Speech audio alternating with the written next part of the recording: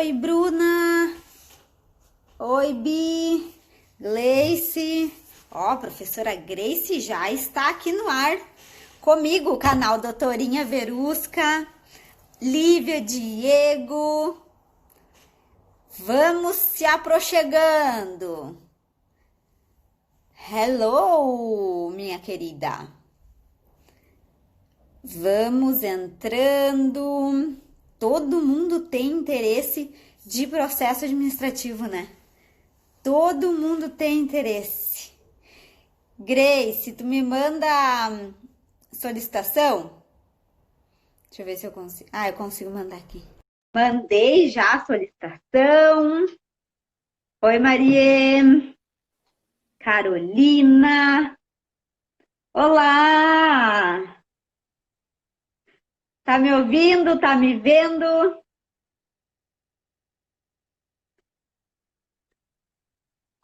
Oi! Tá me vindo? Tá me vendo? Te ouvindo e por aí.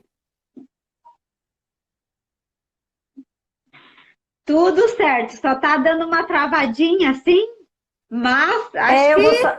acho que vai dar. Vamos começar aqui. É o horário também. Prazer enorme estar aqui com você. Deu uma saudade desse chimarrão. Eu É, sou de vem Santa tomar um Catarina, chimarrão mas. comigo. Pois é, sou de Santa Catarina, mas estou passando um tempo aqui em Juazeiro, na Bahia. Tá calor, mas fiquei com saudade do chimarrão. Tô É, vendo que aí tá frio também, eu né? vou, eu vou tomar para te matar a saudade, então. Ah, que delícia! Coisa bem Grace, boa. eu que agradeço pela live. Eu sei que a gente vai aprender muito, vai ser uma aula, né? Então, quero que tu te apresente para os meus seguidores, para o pessoal que está aí. Tem um monte de aluno meu já aqui, a Isabela, que é minha parceira. Tem um monte de aluno aqui. Eu quero que tu te apresente, que hoje Então vai vamos ser lá. pancada de informação. Pancada de informação, né? Pessoal, boa noite, um prazer imenso estar aqui. Obrigada, doutora, pela oportunidade de estar aqui me apresentando. Sou professora Grace Mandelli, sou servidora do INSS, mas sou uma servidora do bem. Sou professora de processo administrativo previdenciário, né, em pós-graduação. Então, tá no sangue a matéria, as dicas, né? A gente está vendo aí que essa pandemia é sempre uma novidade nova, uma portaria nova, e Uhum. aproveitar esse período, né, doutora Ana, para se atualizar, para ficar por dentro. Um beijo para os meus alunos também estão entrando, pessoal do Enfoque, a Vitória, beijão para todo mundo, né? É a segunda live que eu faço hoje no dia sobre o mesmo assunto. E ó, o povo quer saber. O que Ah, eu, eu vi que o- tu tava.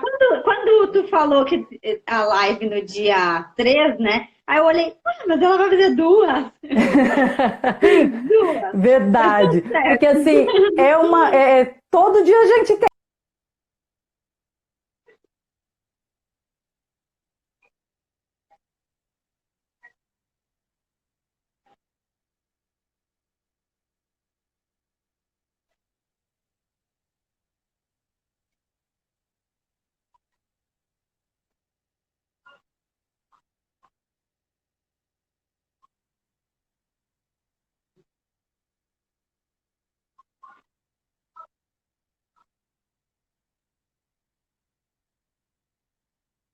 Deu uma travada.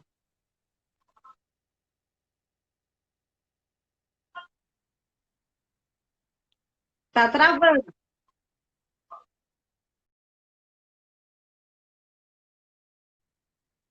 Não te escutei.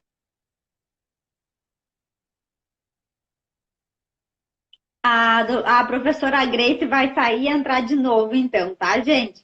É que este horário, realmente, as lives estão com problema. Ainda tá mudo, gente? Escrevam aí para mim. Estão me vendo? Estão me ouvindo? A professora Grace vai sair e entrar de novo. Tá me vendo, me ouvindo? Responde aí se estão me vendo. Travou o dela, mas ela vai voltar. Acho que ela vai, de repente, trocar de lugar. Ó, já tá voltando. Ela já está voltando. E agora? Voltou. Tá Voltou? normal. Então vamos lá. Voltou. Então, essa questão, a gente que é professor e está aí, está sofrendo com essa falta desse contato com os alunos, né? Aí a gente, graças a Deus, tem esse mundo virtual aqui para poder estar trocando umas ideias, né? Não, Então, nessa furdunça toda de mudar lei, mudar artigo e mudar portaria e ver não sei o que e decisões, ontem aconteceu uma situação tão engraçada que eu estava escutando a live da Adriane Bramante, meio-dia, e ela falou do tema 709. E eu passei depois o dia inteiro escutando o curso do Dissecando PPP. E aí, quando eu fui falar para os alunos, daí eu disse assim, não, mas não foi julgado o tema ainda. Aí eu não lembrava se eu tinha ouvido ela falar que não tinha sido julgado no Dissecando PPP, que era de 2 meses atrás, ou se era na live que eu tinha visto meio-dia. Eu fiz uma confusão que depois eu me dei conta que não, era na live do meio-dia que ela tinha falado que não tinha sido julgado o tema. E aí eu tava assim, ó, a cabeça quase fundindo de tanta informação. é muita coisa, doutora Ana, é muita coisa, toda hora é uma novidade. E agora, principalmente depois da emenda constitucional ali da reforma, que a gente tem que estar ligado em como isso está sendo, quais as consequências disso e como essas regras novas aparecem no nosso dia a dia, né? No cotidiano, o que a gente faz com essas informações, como é que o INSS está procedendo. Então, o importante é ficar ligado aqui nas lives mesmo, nas informações que a gente tem, trocar essa ideia, se atualizar, para a hora que isso acabar, a gente voltar bombando, né, para ativa aí. E ainda bem que temos, né, esses artifícios, temos cursos online, tem live gratuita, é só ter força de vontade. Eu vi que na segunda-feira tu anunciou cursos novos também, né, doutora? Sim, eu fiz já, eu achei uma forma de ensinar um pouquinho diferente. Eu pensei o seguinte, todo mundo quer aprender, né? E todo mundo gosta de ficar aqui no Instagram e, né, assistir vídeos. Então eu vou fazer um curso pelo Instagram. Aí às vezes eu faço uma live, às vezes eu só posto vídeo, aí vou passando ali as informações do curso. Estou fazendo tudo pelo Instagram para ficar uma coisa diferente, mais leve, mais descontraído, né? Não ficar aquela coisa pesada de matéria chata, né? Isso, exatamente. Verdade. Mas então tá, pessoal, vamos começar com o objetivo dessa live, que é para passar para vocês algumas dicas, as principais dicas que vocês têm que usar para atingir o objetivo de vocês, que é a concessão do benefício já na esfera administrativa. Doutora Ana, primeira coisa antes de eu começar, qual que é o teu posicionamento, a tua opinião a respeito da esfera administrativa do previdenciário? Vou te falar a minha experiência, tá? Desde 2008 eu trabalho com previdenciário, mas de 2008 a 2017 eu só trabalhava com o judicial. Não era eu que fazia a parte administrativa, era outra advogada. A outra advogada fazia a parte administrativa e eu fazia só o judicial. Então, para mim, eu comecei a aprender o previdenciário administrativo mesmo quando eu montei meu escritório, eu comecei a ir no INSS, eu comecei a verificar, né? Depois logo veio já o digital, aí comecei a utilizar o sistema e hoje eu prefiro 10 vezes mais entrar com o processo administrativo, percorrer todo o processo administrativo para, em última instância, entrar na justiça. Então, tudo que eu posso fazer no administrativo, exceto o recurso de incapacidade, que isso eu não entro, mas todo o resto eu faço no administrativo e vou. Todas as esferas ali do administrativo. Eu te fiz essa pergunta porque eu tinha certeza da resposta. Eu queria entrar exatamente nesse detalhe. As pessoas, antigamente, eu sempre dei aula da matéria de processo administrativo E sempre senti muita resistência por parte dos colegas, tá? Porque, na verdade, eles tinham o processo administrativo como um degrau para a judicialização. E essa visão, eu creio que do ano passado para cá, com a edição de várias MPs, com a edição da própria lei 11.846, que alterou a questão do rural e outros requisitos, né, nos demais benefícios previdenciários, o pessoal começou a dar uma acordada e começou a verificar, opa, e com o INSS digital também, né? Com a introdução do INSS digital na vida, no cotidiano, nos escritórios, né? Então o pessoal começou a dar uma acordada e começou a verificar que sim, que é possível a concessão rápida, objetiva, na esfera administrativa. Então, esse conceito, essa visão começou a mudar. E eu senti isso também. Então, quando eu pergunto para os colegas, para os alunos, a resposta é essa: Grace, eu não fazia, agora comecei a fazer e estou tendo êxito, está sendo ágil, as coisas estão andando. Lembrando, né, pessoal, quando eu falo as coisas estão andando na medida do possível. A gente sabe que o INSS sempre teve alguns problemas, tem problema com falta de servidor, tem problema, né, com a regionalização, até com a introdução do INSS digital, até o povo começar a acostumar com o tal do meu INSS, em pegar o código, em tirar os extratos através desse meio digital. Então, foi uma luta, né? E até hoje é. A internet da agência também, que é péssima, né? Também, existem agências que têm muita dificuldade, né? Que por mais que o servidor queira trabalhar, as condições, elas são difíceis, né? E isso não vem muito à tona, né? O que a gente quer enquanto advogado previdenciarista é a resposta, é o resultado da autarquia, né? Então eu vim falar hoje aqui para vocês, doutora Ana, que é possível quando a gente conhece todo esse caminho a percorrer.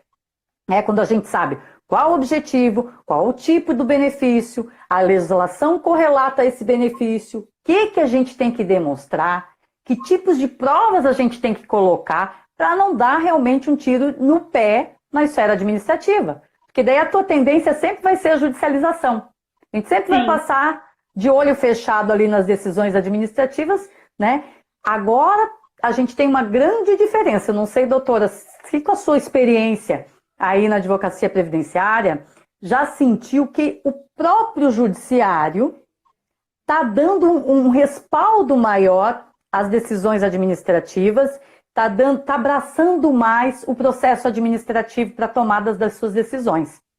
Eu digo isso inclusive porque... o PP, né, o pedido de prorrogação. Se não tiver feito pedido de prorrogação, não pode pedir da DCB.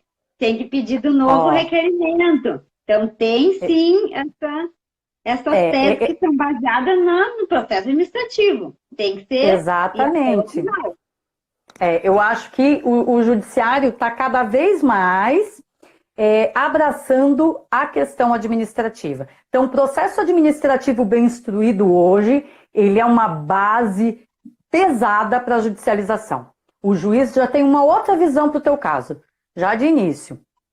Até mesmo porque a gente teve a questão das provas exclusivamente testemunhais que aconteciam no judiciário, não ocorrem mais.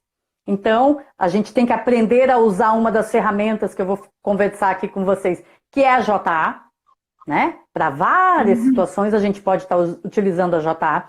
E quando a gente não utiliza, doutora Ana, o que acontece? O que está acontecendo? O juiz está mandando baixar o processo em diligência para a oitiva das testemunhas em sede administrativa, né? Então, são errinhos que a gente não pode deixar de cometer e tem que observar, né? Isso que tu falou, eu lembrei agora que quando eu comecei no Previdenciário em 2008, tinha um juiz, mas era um único juiz, de Porto Alegre, né? Porque a gente não tinha Justiça Federal na minha cidade, que fica a 150 quilômetros da capital, que é Porto Alegre. E tinha um juiz de Porto Alegre, a gente entrava todos os processos lá, e ele sempre mandava baixar para fazer a JA administrativamente. Exatamente. Em 2008 ele fazia isso. Olha que legal. Era só um juiz que fazia isso. Pois é. E é o certo. Então, se tu tinha aquela ferramenta que a gente podia estar utilizando na época, Por que não utilizar? Por que querer ouvir as testemunhas só em sede judicial, se já tinha à disposição para a composição ali do teu conjunto probatório, né?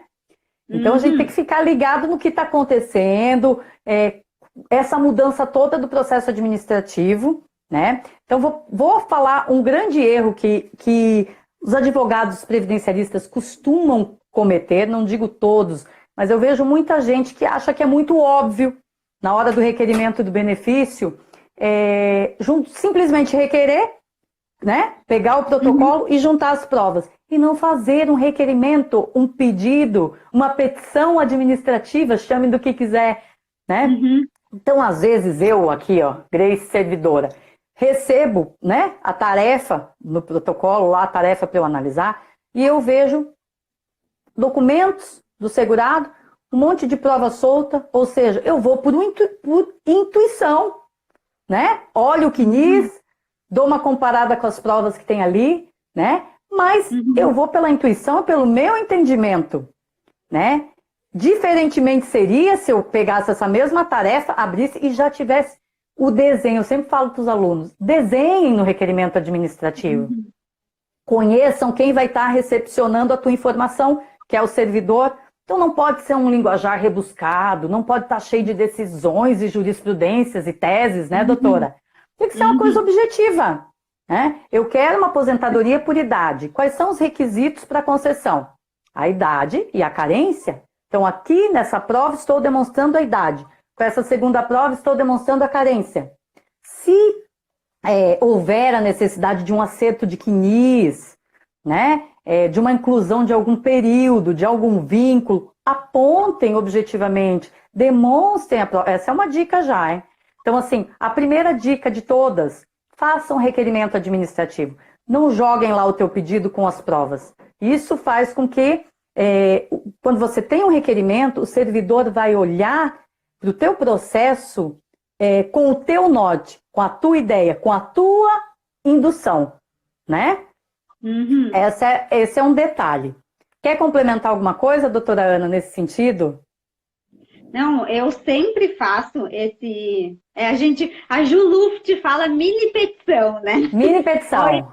Oi, Pri. Ó, a Pri tá entrando aí. A Ju fala mini petição, eu adotei o mini petição. Eu também faço sempre a mini petição.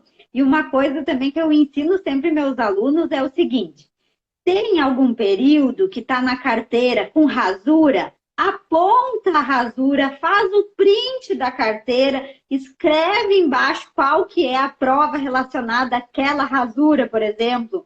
Viu algum problema no CNIS? Aponta o problema, já faz a correção.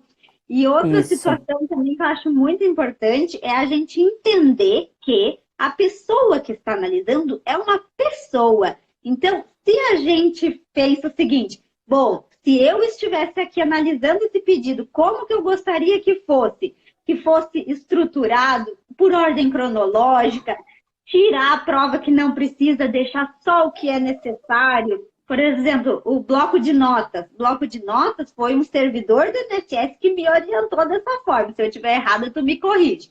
Ele me disse, tu não vai juntar todos os blocos de notas, tu vai botar um por ano. Então eu sigo sempre as orientações da pessoa, né, que vai analisar aquele pedido, que ela é uma pessoa, ela é um ser humano. Ela é o teu alvo, né, doutores? É o teu alvo. Você tem que emocionar ali, convencer ali. E não adianta enfeitar demais. O que o servidor espera de um requerimento administrativo? Objetividade e apontando as provas. Uma segunda dica, a doutora Ana bem colocou, é a questão da análise do CNIS, gente. A gente teve ali um Memo 46 que tirou o serviço de averbações e acertos do CNIS do INSS. Né? Então, se fez necessário a gente fazer um requerimento de benefício previdenciário, para daí dentro deste requerimento a gente pedir os acertos, a inclusão, a exclusão de vínculos, né? O reconhecimento de alguma atividade especial, atividade rural. E o que ocorre? Hoje, eu acho que faz uns 15, 20 dias, doutora Ana, que esse serviço voltou ao meu INSS. Então, a gente tem que utilizar esse serviço. principalmente quando a gente pensa na questão do planejamento previdenciário. Primeiro vamos arrumar o que está errado, para depois entrar com o requerimento administrativo, né? Como a gente não tinha essa possibilidade, né, no próprio requerimento administrativo do benefício, a gente já colocava quais os acertos, como a doutora Ana bem apontou, o que eu quero incluir, o que eu quero excluir, qual é o erro na carteira, qual é a página, está aqui certinho, para um vínculo que não esteja no CNIS, né, e não esteja na carteira, ficha de registro de empregado, todas as outras provas que eu posso estar utilizando para convencer o alvo, que é o analisador dessa tarefa. E onde é que a gente encontra isso, doutora Ana? Na Instrução Normativa 77 de 2015. Então, eu recebo inúmeras perguntas por dia, né? De casos e mais casos, a gente vai trocando ideias, a gente vai se atualizando e tal. Mas tem muita coisa que a própria IN é capaz de responder por si só. Então, o advogado previdenciarista tem que conhecer os instrumentos. Tem que saber que existe a instrução normativa, além da legislação pertinente ao direito previdenciário. Tem que saber que no site do INSS a gente encontra várias ferramentas. Manual de perícias, que a gente pode estar utilizando, tá? Na questão dos benefícios por incapacidade, o que aconteceu com essa perícia, o que aconteceu com esse benefício. A gente tem que entender o todo, né, para poder usar estas informações no caso concreto, né? Então, fica a dica aí dessa questão dos acertos de vínculos e remunerações. Uma outra dica importante, doutora Ana, que pode me ajudar aqui a passar para o pessoal também, são os indicativos do CNIS, né? Sim. Eu acho que, assim, tem pessoas, doutor... que não vai precisar corrigir, mas o que precisa corrigir, já corrige. Exato. E eu vejo muitos colegas, doutora Ana, que olham o CNIS e eles retiram o básico daquelas informações, que é o quê? Os vínculos, data de admissão e data de demissão. A gente tem que saber que o CNIS ele traz muitas outras informações que a gente não contempla a olho nu, né? Ali no CNIS completo, a gente precisa, no atendimento, pegar o código de acesso ao meu INSS do teu cliente. Tu vai entrar lá, tu vai ver as remunerações, tu vai ver todos os vínculos, né? E tu vai tirar as tuas conclusões, né? Qual é o tipo, qual é o momento de eu entrar com pedido, não é o momento, qual o tipo de pedido, mas a gente tem que saber dissecar, né, este CNIS. A gente pode, um dos exemplos que eu sempre dou, além dos quando a gente vê um indicativo IEAN, doutora Ana, o advogado previdenciarista já fica com o olhinho brilhando, porque sabe que a própria empresa já está afirmando que paga uma alíquota diferenciada por exercer uma atividade nociva, né, à saúde do seu empregado. A gente tem que entender isso. Né? A gente tem que entender o que é aquela siglazinha. Uma outra coisa que eu acho importante demais, que o CNIS traz, quantas vezes esse segurado entrou com requerimento administrativo e o tipo? Né? Então a gente consegue ver se ele entrou, se ele não entrou, se foi concedido, se foi negado. São coisas que a gente precisa entender para depois pensar na possibilidade desses acertos, desses vínculos, das remunerações, para deixar tudo redondinho, para posteriormente pensar nessa entrada do requerimento administrativo. Então fica a dica aí também, tem que saber dissecar o CNIS. Conhecer os indicadores. Exatamente, conhecer os indicadores. Né? E não precisa decorar, porque no final do CNIS, a última página tem todos os indicadores. Então ninguém se desespera e acha que tem que decorar cada indicador. Tu só tem que saber isso, tu tem que saber o que tu vai fazer com aquele nome. O que aquele nome quer dizer. Eu vou falar do principal aí, que sempre aparece, que é o de vínculos extemporâneos. Sim. Né? O que tu faz quando tu tem um vínculo extemporâneo? Tu vai aguardar que o servidor analise o teu requerimento e peça para você comprovar aquele vínculo? Não, gente, a gente vai adiantar. Um dos pulos do gato aí do processo administrativo previdenciário no momento é fugir de carta de exigência. Sim. Fugir da carta de exigência. Vamos instruir o nosso processo de forma que a gente consiga se desvencilhar nesse caminho, né? Porque é um atraso, gente.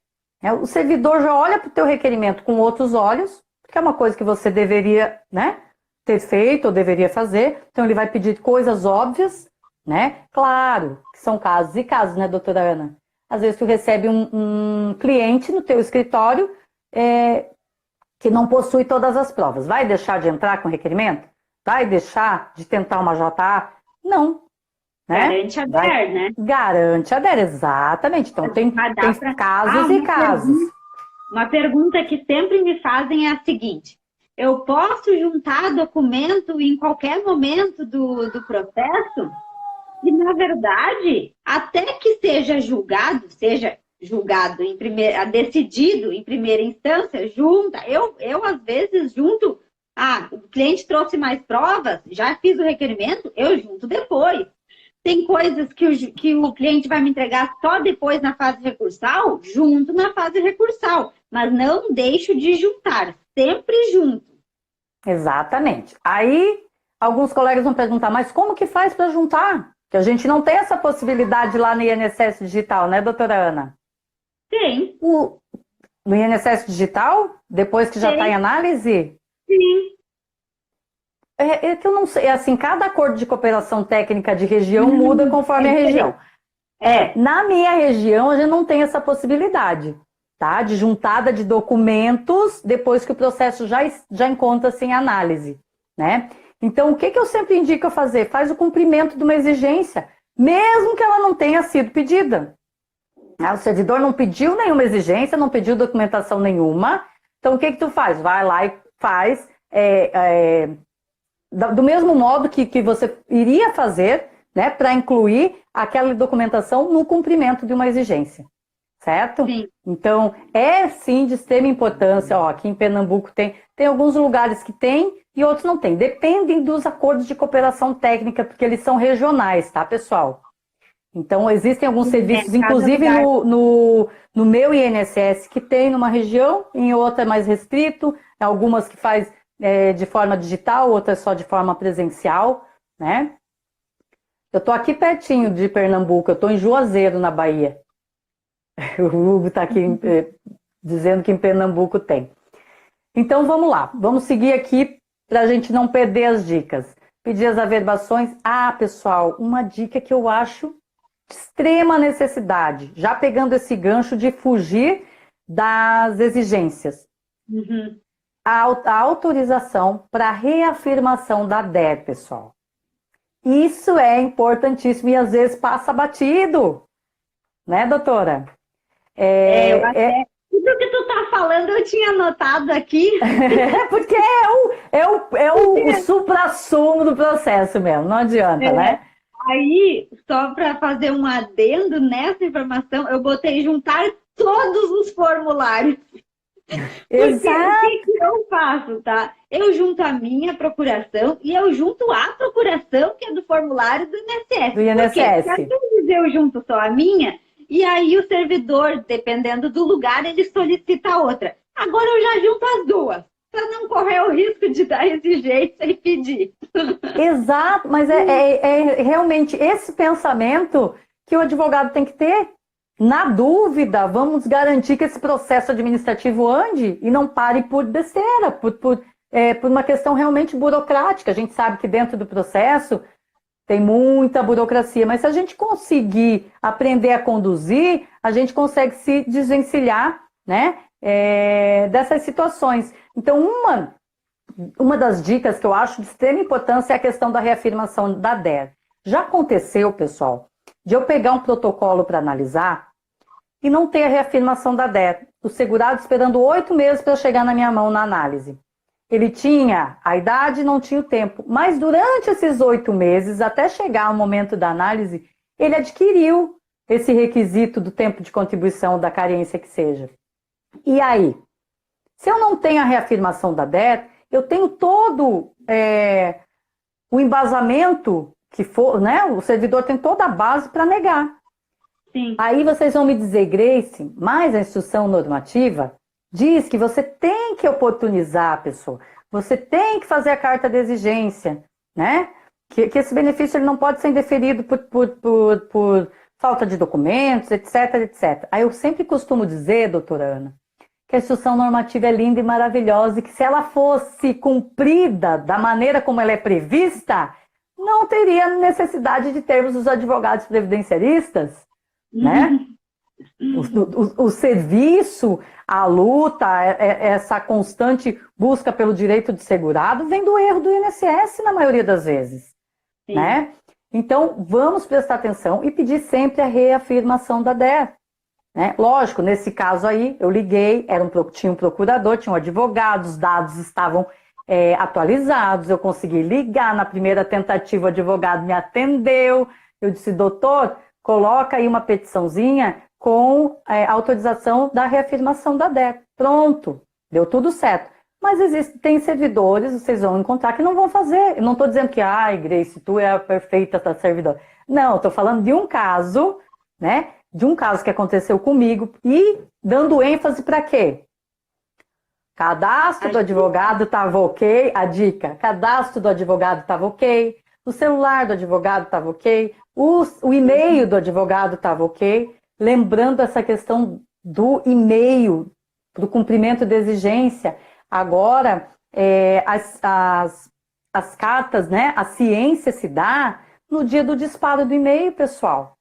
Então, se você está com a tua caixa de e-mail cheia, ou você está no recesso de final de ano para o INSS, vai abrir o teu e-mail, vai ver se tem exigência, o INSS não tem recesso, e o e-mail que você colocou lá é o que vai contar para o disparo. Então, depois não adianta falar, mas o meu e-mail estava com uma letra a mais, uma letra a menos, né? Essa preocupação quem tem que ter é o advogado, tá? Com o seu cadastro atualizadinho para ter essa conversa, né, doutora Ana? Eu estava falando hoje na live da tarde, pode terminar. Não, esses dias, uma cliente cadastrou o e-mail do filho, ela encaminhou sozinha, né? E ela cadastrou o e-mail do filho, só que ela, né, ela era um B87, então super humilde. Ela nem deve ter lembrado que botou aquele e-mail do filho, né? E nunca mais olhou, e daí quando ela foi no meu escritório, eu fui ver, tinha uma exigência, não foi cumprido, e aí eu entrei com outro processo, e daí consegui, né, a partir do segundo processo, conseguir o benefício. Mas do primeiro, mesmo fazendo recurso, eu não consegui. Recurso administrativo, né? Exatamente. Aí a importância de deixar tudo atualizado. Uma coisa que eu venho falando, é que antigamente a gente tinha a possibilidade de estar indo na agência, conversar com o servidor, né, bater um papo, cumprir a exigência, entender melhor essa questão do teu processo. Olha, servidor, eu posso trazer segunda-feira? Tem como tu deixar aqui do ladinho? Aguentar mais um pouquinho? Né? Então tinha isso. Doutora Ana está desde 2008 advogando na área, então passou por isso, dessa conversa, né, de como era a realidade do advogado e das APS antes desse boom de digital e tal. Hoje, pessoal, a tua conversa com o servidor é através do teu requerimento e dos atos administrativos de instrução processual que partem dali, né? Então, existe a possibilidade sempre de tu estar lá mandando um recadinho, olha, por favor, altera o meu e-mail, ele está com uma letra a mais, uma letra a meio, meu telefone, atualizem esse cadastro, verifiquem isso é de extrema importância, né? Eu acho que é a primeira aí da dica é a atualização cadastral, antes de qualquer coisa, né? Porque senão tu perde prazo, tu perde essa questão da comunicação com o servidor, é esse o meio agora, né? Cuidado também, quando nós advogados, cadastramos o nosso e-mail e depois termina o processo, né? O cliente está lá recebendo, mas o nosso e-mail fica cadastrado lá. É sempre importante a gente trocar quando terminar o processo, tirou os teus dados ali, tira o telefone, tira o e-mail, porque daqui a um pouco surge alguma informação, tu não consegue mais contato com o cliente, tu vai ficar responsável por aquilo, né? Então, exatamente, é uma dica boa essa também. Troca tudo, tira de lá. Para não se incomodar depois, é verdade. A Michelle aqui está perguntando se é possível entrar com pedido de revisão quando perde o prazo recursal e concomitantemente protocolar um novo pedido. Michelle, recurso e revisão são duas coisas completamente distintas, né, doutora Ana? De um lado, a gente tem a revisão de um benefício concedido, mesmo que de forma errada, tá? E de outro, nós temos o recurso de um indeferimento. Então, perdeu o prazo de recurso, o que você está querendo revisar? Né? Eu acho que ela quis dizer que é aquele recurso fora do prazo. Ah, sim, tá, extemporâneo, exatamente, era isso que eu ia falar. Você pode, se o teu benefício for indeferido, você pode entrar com recurso fora do prazo. Por quê? Porque não é o servidor que vai fazer a análise da temporalidade do recurso ou não, é a própria junta, e se a junta verificar que os requisitos estavam implementados lá no requerimento inicial, eles sim passam por cima aí nessa questão, tá? E vão analisar realmente os requisitos para a concessão do benefício, certo? Então, não, acho que ela estava se referindo a revisão do ato administrativo. A revisão do ato administrativo? Acho que era isso. Não entendi essa questão, a Michelle, né? Se tu puder explicar aí melhor para a gente, porque assim, nós temos a revisão, não cabe revisão do ato de indeferimento, não, cabe recurso do indeferimento. Né? Revisão de um benefício que foi concedido com algum tipo de erro. Daí a gente vai revisar este benefício já existente, já concedido. Tá, Michelle? Mas a revisão do ato administrativo pode ocorrer quando, talvez não seja essa palavra, revisão, mas é revisão do ato administrativo. Quando houve um erro na análise. Um erro do funcionário na análise. E um erro grosseiro, a gente chama daí da reabertura do processo. Isso, né? Isso, exatamente. Isso, a gente pede lá para o gerente para observar o que houve naquele requerimento, porque teve um erro tão grosseiro. Por exemplo, qual é o exemplo de erro grosseiro que eu sempre dou? A pessoa fez a análise do benefício utilizando os documentos de um outro benefício, de outra pessoa, nessa confusão de digital. É um erro grosseiro. Aí, a reabertura é de ofício do INSS, é de ofício da autarquia, mas cabe a vocês, advogados previdenciaristas, insistirem com isso, avisarem, né? Faz uma petiçãozinha, vai lá, conversa com o gerente, né? Faz uma ouvidoria para que seja reaberta essa tarefa, para que seja feita uma reanálise, né? Eu tinha entendido que que ela quis perguntar se durante o recurso ela podia pedir o mesmo requerimento novamente, entrar com um novo requerimento. Pode sim, também é uma possibilidade, né? Uhum. Aqui, quando o juiz determina a reabertura do processo administrativo para a JA, o INSS responde que o cliente vai entrar para a fila pós-pandemia. O que fazer? Infelizmente, Denis Ilke, tem que esperar, né? Porque durante a pandemia, os serviços presenciais, até o dia 19 de junho, eles estão suspensos. Então, vai haver a necessidade de agendar esta JA para um determinado dia e hora, e esses agendamentos não estão sendo feitos, né, enquanto essa questão da reabertura do INSS não for definida, né, que no momento está meio impossível, né? Então, isso que está acontecendo. Um oizinho para a Elaine, do Missão Advogada, que entrou aí também. Para a Cássia, eu também queria dar para a Cássia, para o Luiz, né? Para todo mundo que está aí. Obrigado pela presença aí, pela audiência de vocês. Isso, muito coração. Muito coração que a gente faz outra, né, doutora? Né, Grace? Nos valorizem. Nos valorize que a gente faz outra, senão a gente some. Vamos lá, pessoal. Continuando aqui mais uma dica e depois a gente dá uma olhadinha nas perguntas de novo.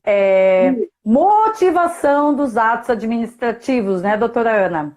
Pedir para que os atos, para as decisões do servidor sejam motivadas. Por quê, gente? Porque a gente precisa saber o motivo do indeferimento, o motivo de que aquele período não entrou no cálculo do tempo de contribuição, por que aquela remuneração não está lá no cálculo da RMI. Então, a gente precisa entender o porquê da negativa do servidor. Às vezes, advogado previdenciarista fica tão feliz com uma concessão que não faz a análise da carta de concessão e muito menos da memória de cálculo daquele benefício. E o prejuízo, gente, é para o resto da vida do teu cliente. Dali a pouco ele vem no teu escritório e diz, doutor, eu perdi dinheiro aqui, e aí? Certo? Vai partir para revisão? Vai. Mas assim, num primeiro momento, gente, a gente tem que fazer essa análise. O trabalho do advogado previdenciarista não acaba na concessão, né? Tem que haver essa preocupação. E como é que a gente vai saber, por exemplo, eu tive um benefício de aposentadoria por tempo de contribuição concedido. Eu pedi um período de reconhecimento de atividade especial e um período de reconhecimento de atividade rural, tá? Isso muda, sim, o meu tempo de contribuição, vai mudar, sim, o valor da minha renda mensal inicial, tá? Então, às vezes, esses períodos não foram reconhecidos e eu não sei por quê. E aí, que eu faço? Né? O que eu vou discutir, né? Depois dessa análise? Então, eu tenho que saber o porquê que aquele período não foi reconhecido. Por que o meu PPP não foi encaminhado para a perícia, né? Então, assim, aí vocês podem estar me perguntando, mas isso é um dever do servidor. De novo, eu bato na tecla.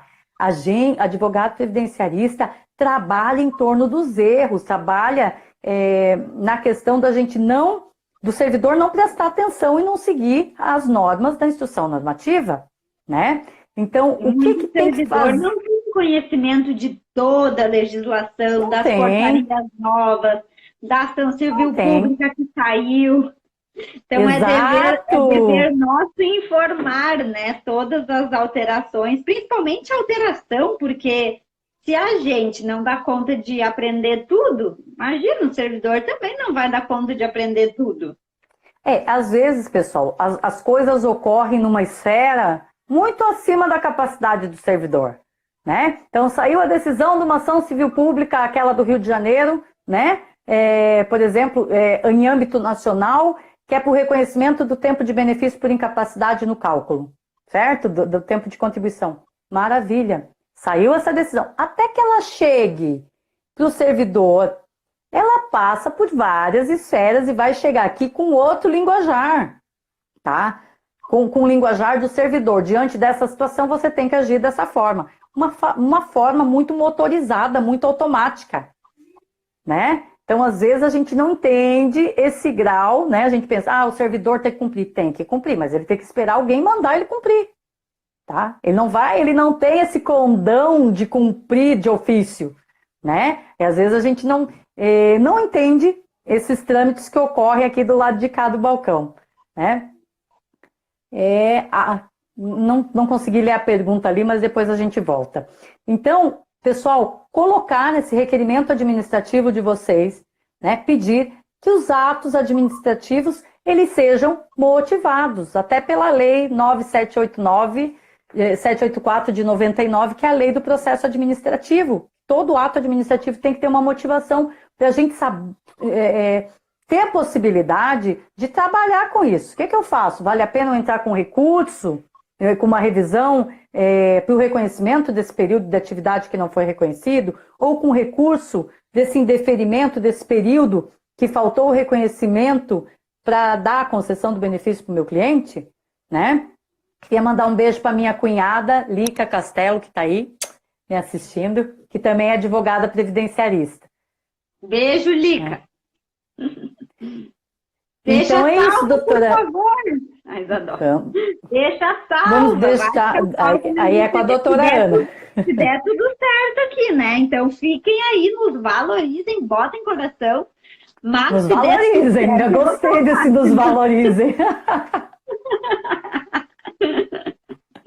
Vou começar a usar, nos valorizem, senão, ó.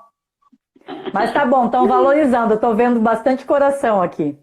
Tem bastante coração. Falta os aviãozinhos, quero ver os aviãozinhos. É verdade. Mas vamos para outra dica aqui, doutora Ana. Eu já nem sei quantas dei, mas fui anotando aqui, ó. O que a gente vai lembrando, a gente vai passando. Passa uma aí. Eu tenho anotada 7 e tu já falou todas. Então a gente tá no... Já foi mais de 7. Já. Eu vou dar uma bem importante aqui, que é a questão do Grace, meu benefício foi indeferido, o que eu faço? Entro com recurso administrativo, judicializo, né? O que tu indica? Essa pergunta eu respondo todos os dias, gente. Aí, a dica que eu tenho, não posso, porque cada caso é um caso, né, doutora Ana? Então, eu não posso falar, olha, faz isso, faz... Eu sou apaixonada pelo processo administrativo, mas eu não posso entrar na mente de vocês e, né, criar esta paixão. Cada um é livre. Mas o que eu indico nesse momento é conheçam as decisões. Conheça as decisões da Junta de Recursos com relação a esse teu caso. Conheça a decisão do teu TRF. Conheça as súmulas do TNU, os entendimentos dos enunciados e tudo mais. Porque a partir daí, você conhecendo o que está ocorrendo à tua volta, nos casos parecidos com o teu, né, você vai saber qual decisão tomar nesse caso concreto. Renata Sanches, um beijo para você, pensando direito aí. Beijo, Renata. A Renata é minha aluna. É tua aluna? Então, prestem atenção, gente, no que está acontecendo à volta, né? Em processos similares, o que o teu tribunal está pensando, o que o relator da junta tal está pensando. Aí você, sim, vai ter a capacidade de tomar a decisão pertinente nesse teu caso concreto, né? Então, conhecer súmulas, os órgãos julgadores, o que está acontecendo à tua volta, para daí tomar a decisão. Lembrei dessa questão de falar de súmula, de averbação, do que está acontecendo à volta, de uma coisa que acontece todo dia, né? Eu acho que com algum advogado aí acontece todo dia, e dentro do processo administrativo previdenciário também, que é a questão do reconhecimento de período de reclamatória trabalhista, gente. Então, tenho alunos que dizem, Grace, tirei cópia de todo o processo autenticado, tá? Da folha 1 à folha 500, né? E não estou conseguindo anexar ao INSS digital. Doutora Ana, eu sofro respondendo essa pergunta. Sofro. Não, é que nem o bloco de notas lá. Exatamente igual ao bloco de notas. Bloco de notas. A criatura vai lá e digitaliza os 20 blocos. E, gente, assim, ó, falando a realidade para vocês, quando a gente se depara, como servidor, a gente vai analisar esse requerimento, a gente dá uma olhadinha na quantidade de páginas, eu não vou mentir para vocês. E quando eu olho lá que aquele requerimento administrativo, ele já vem para mim com mais de 100 páginas, eu já boto os pés para trás, como a gente fala, porque alguma coisa tem. Alguma coisa tem aí, né? Então a gente passa a olhar, ter um olhar diferenciado para esse requerimento. Essa questão da reclamatória trabalhista, gente, eu quero deixar claro para vocês o seguinte: o que importa para o INSS? Tá? Importa sim ver o que você pediu nessa reclamatória para a gente identificar o período. Importa a gente ver qual foi a sentença do juiz nesse teu caso. Importa ver se a sentença condiz com os documentos contemporâneos do vínculo, certo? Então, Grace, mas não teve um contraditório, foi um acordo que foi feito em esfera trabalhista, e aí? E aí que pra gente, pro INSS, tá? Esse período não vai ser considerado, a gente necessita, a gente precisa, tá? Por força legal, por força de norma, que estejam presentes, além da decisão judicial, os documentos contemporâneos ao período que se quer comprovar, ao período que se quer esse reconhecimento do vínculo empregatício, tá? Então, se atenham a isso. A petição inicial, que é o teu pedido, a sentença transitada em julgado, obviamente, e os documentos contemporâneos.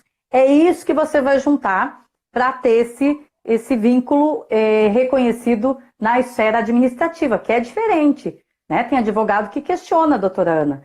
Pô, se o juiz da vara do trabalho reconheceu esse vínculo, quem são vocês do INSS para negar? Né? Só que uma coisa é lá... Na IEN fala isso. Exatamente. Não é prova absoluta. Exatamente. Uma coisa é a decisão em esfera trabalhista, né? Outra coisa é a questão dos requisitos para reconhecimento do vínculo que estão lá na IEN. Exatamente. E o servidor vai ter que se ater ao que diz a IEN, por mais que ele saiba que existe ali uma decisão judicial, né? Então Já aí na fica mais questão uma das dica. remunerações, daí sim, daí basta o cálculo de liquidação, a prova, né? Exatamente. Até Tendência ao porque cálculo de liquidação, que aí sim vai ser averbado. Mas quando se trata de reconhecimento do vínculo, não é absoluto aquilo ali. É um não, indício, não. né? É uma E presunção de veracidade, mas não é absoluta, exato. é relativa.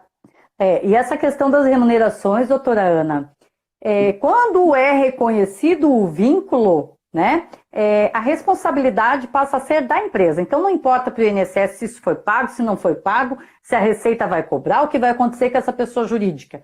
Né? Importa para o INSS, sim, o reconhecimento do vínculo com as provas contemporâneas daquele período. Pronto. Né? Então, Uma dica para por essa favor, pode Uma falar. dica, né, para essa questão de trabalhista é sempre ouvir testemunhas. Por quê? Porque quando tu passa a ouvir testemunhas, ainda que tu vai fechar o acordo, tá? Ouve a testemunha e depois tu fecha o acordo. Porque aí tu já tem um indício de prova ali, Tu tá que ainda produzindo que seja prova. testemunhal, Isso. ela passou a ser uma prova documental. Aquela prova que Isso. inicialmente era testemunhal, passou a ser documental. Então, aquilo o INSS vai, então, vai ter também a possibilidade de admitir como prova. Exatamente. A Heloísa está dizendo, já tive um acordo trabalhista, mas não tive reconhecimento do período do INSS em virtude de faltar prova contemporânea. É exatamente isso que acontece. Lembrando também, gente, que o INSS não contempla, não reconhece período ficto. A partir do momento que você faz um acordo, como a doutora Ana falou, aquilo é um acordo. Não quer dizer que a pessoa realmente exerceu aquela atividade remunerada naquele período, que realmente teve aquele vínculo. Foi um acordo, ou seja, período ficto, né? Então o INSS não aceita. Tatiane está perguntando, Grace, não tenho OAB ainda, como faço em relação à autenticação de documentos no processo administrativo? É o seguinte, Tatiane, se você não tem OAB, você não vai estar atuando através do INSS digital, né, doutora Ana? Que é por meio do acordo de cooperação técnica. Né? Só pelo meu INSS. É só pelo meu INSS. E aí, ou procuração pública, né?